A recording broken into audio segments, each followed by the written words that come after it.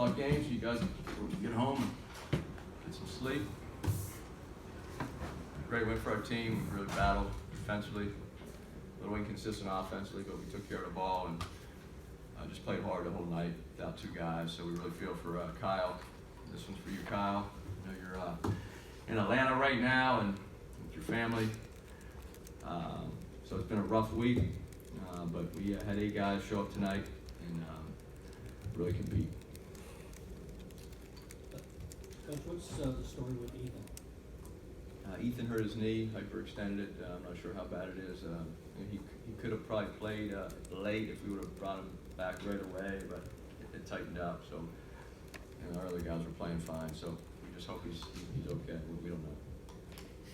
How's Onyeka and just generally, how did not having him change what you're able to do tonight? Well, I think our other guys stepped up. Isaiah and Nick both played huge minutes, 33, 36 minutes, and our whole team just kind of rallied around those two guys that are out and played really good basketball.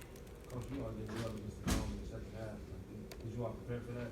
I'm sorry? I said you all played well against the zone in the second half. Well, we played well against the zone the whole night. If you saw in the first half, we got a lot of open shots. We had the ball in the middle. We had the ball in the corners. We had dribble penetration. We had open threes. We just didn't make any. Very few. It was reminiscent of the game up there where the difference was they got out in transition because we had so many turnovers up there when we lost. But at least in the second half, we were taking good shots. We just weren't making. So we just kept grinding it out offensively, and finally we started making some key shots and had 18 assists and only 6 turnovers. So the difference in this game was even though we didn't score a ton of points, we easily could have scored in the 70s if we just made a few easy ones, but and some free throws down the stretch.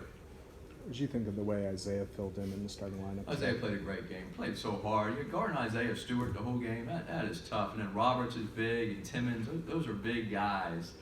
And Stewart doesn't take the possession off. He's putting his body on you every single time down the court. He's really. We had to double him as soon as he touched it. You noticed we double teamed him, and he's a terrific player because he just draws so much attention. So Isaiah and Nick, and especially Isaiah, I thought really did a great job of just without fouling him, being physical, but also fighting for position and not giving anything.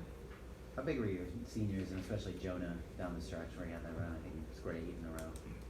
Well, we ran a couple plays for him. We got a timeout. We ran that play. He got the 3. And we ran another play. We were wide open. We missed the first 3 we ran for him. But that's what seniors do. They're supposed to step up and make shots. And I think he was 2 for 9 at the time and ended up 3 out of his last 4, and that was huge. How did you address just the importance of this game with the guys and just kind of turning things back around? Well, it's an extremely important game for us. We lost 3 in a row. In the last 2 games, we battled. Lost two road games. We cut it to 3 with Arizona, 5 seconds left, and lost in the last few seconds the Arizona State game. So 2 good teams on the road. It's a tough play. The road is tough in this league, and so we thought we had to come back home. And then without 2 key guys, it was a little difficult at times. But we had a couple good days of practice. Daniel had a little knee injury, so he didn't practice 2 days this week, and we thought we might only have 7. But we ended up having 8, and so we need everybody at this point. Just emotionally, how tough was this week? Well, I'm very proud of our team rallying around Kyle. Kyle, we love Kyle. He's such a wonderful young man, and he's such a hard worker. So it was really great to see our team rally around him. And wins and losses, we lost 2 tough games in a row, but basketball becomes secondary when it's life and death and family and things like that. So I'm very proud of our team. No one wants to ever go through this. As an individual, a family, or as a program like our program, but our players are there for them, and we're gonna keep supporting them and do whatever we can. Are you surprised that you did so well on the offensive boards?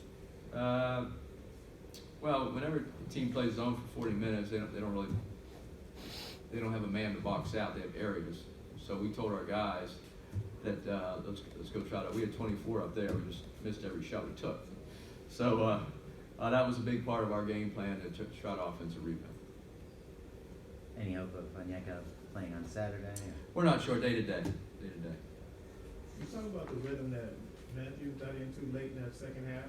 Was that something that you said, you coached him up, or was that just a matter of playing and getting a rhythm?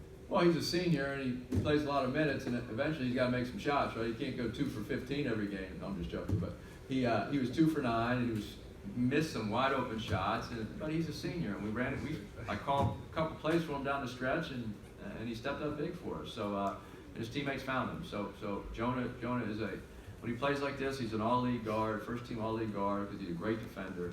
And when he's playing on both ends of the court, he's as good as any shooting guard in this league.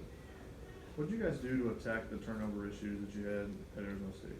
Well, the video session we showed our team was embarrassing, and it's not the teams that we play. That most of the turnovers are self-inflicted, meaning they're just turnovers that are preventable if you just use basic fundamentals and you have a presence about you.